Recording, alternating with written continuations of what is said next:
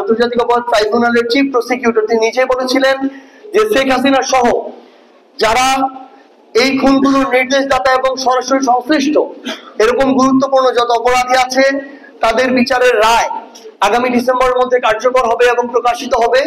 আমরা সেটার অপেক্ষায় আছি।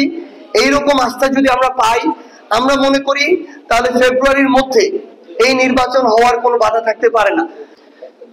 এনসিপি তাদের জায়গা থেকে এখন পর্যন্ত বিভিন্ন রাজনৈতিক দলের সাথে তাদের আলোচনা হচ্ছে নির্বাচন কেন্দ্রিক। এনসিপি এখন পর্যন্ত এরকম কোনো সিদ্ধান্ত গ্রহণ করেনি।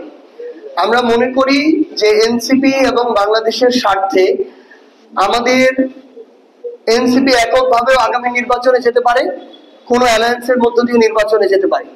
তবে যদি সেটা অ্যালায়েন্স হয় তাহলে সেটা হবে একটা ইলেকট্রাল আন্ডারস্ট্যান্ডিং। এনসিপি জাতীয় নাগরিক পার্টি এনসিপির নামেই নির্বাচন করবে। এনসিপি তাদের আমরা যেটা প্রত্যাশা করছি যে আমাদের প্রতীক শাপলাতে আগামী নির্বাচন করবে। যেহেতু আমরা বাংলাদেশের আইন অঙ্গ থেকে শুরু করে যারা এই বিষয়ে বিশেষজ্ঞ আছেন, প্রতীক, নির্বাচন কমিশন, সংশ্লিষ্ট আইন, আমরা তাদের সকলের সাথে কথা বলেছি। শাপলা প্রতীক দিতে আইনগত কোনো বাধা নেই।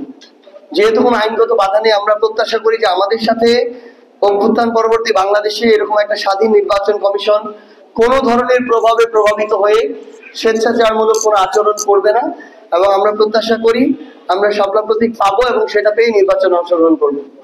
না, জুলাই সনদ স্বাক্ষর হওয়া ছাড়া বা জুলাই সনদে আইনগত ভিত্তি ছাড়া কিংবা জুলাই সনদের যে বাস্তবায়নের রূপরেখা ছাড়া তো অন্তর্বর্তীকালীন সরকারও চিন্তা করবে না নির্বাচনের কথা। এটাই বাস্তবতা।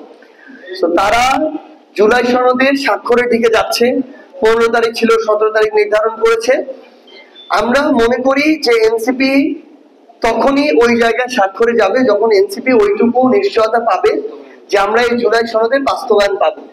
এই বাস্তবায়ন ওই জুলাই সনদে যতগুলো ঐক্যমত্য থাকবে, যতগুলো পয়েন্টে, সবগুলো যে নির্বাচনের আগে হয়ে যাবে ব্যাপারটা এমন নয়। কিন্তু যেগুলো নির্বাচনের আগে হয়ে যাওয়ার মতো সেগুলো নির্বাচনের আগে হতে হবে। নির্বাচনের পরে যেগুলো হওয়ার মতো সেগুলো আবশ্যকভাবে নির্বাচনের পরে হতে হবে।